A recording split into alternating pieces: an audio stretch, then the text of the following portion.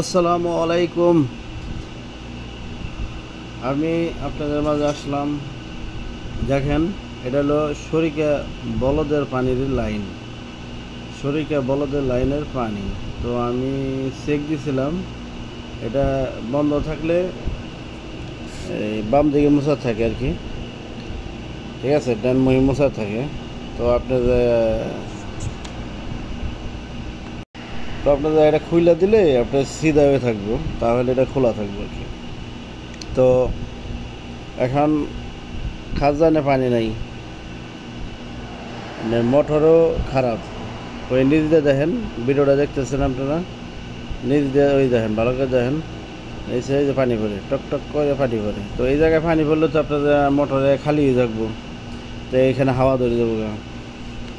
আপনার উপরের পাইপের কোনো সমস্যা নাই, যদি ফাটাও থাকে, লিকও থাকে, হালকা পানি আহে, সমস্যা নেই। কিন্তু নিচে ওই মোটরের যে উপরে যে আমরা জিলবা জাক্কার লাগাই, ওই যে চিহ্নটা, ওটার নিচে থেকে যদি কোনোখানে লিক থাকে তাহলে পানিটা উঠবো না, যেভাবেই করেন উঠবো না। উঠলেও আপনার যায় পানিটা চলে যাবে, ঠিক আছে। দেখেন, এটা মোটর একবার বাদ হয়ে যায়। তা আমাদের কি করতে হবে, এখন সৌদিরে ফোন দিতে হবে। সৌদিরে ফোন দিয়া সৌদিরে বলতে হবে, কারণ সৌদি পাশাপাশি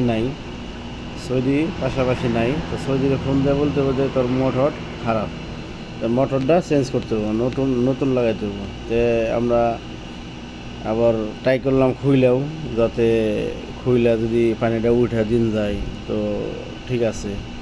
তো আমি মালিকরে ফোন দিছি, এনে সৌদি বলতেছে ঠিক আছে, তুই নতুন লাগা, নতুন দোকান থেকে তুই নিয়ে আয় না, তুই সুন্দর করে লাগাই দে পানি টানি উঠিয়ে তুই জাগা, সমস্যা নাই।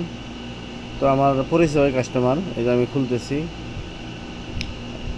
এটা খুলতেছি আমি এখন মোটরটা খুইলা আমি নতুন একটা লাগাবো, কারণ এই মোটরে কাজ হবে না। তো আমার কী করতে হবে, নতুন মোটর লাগাতে হবে।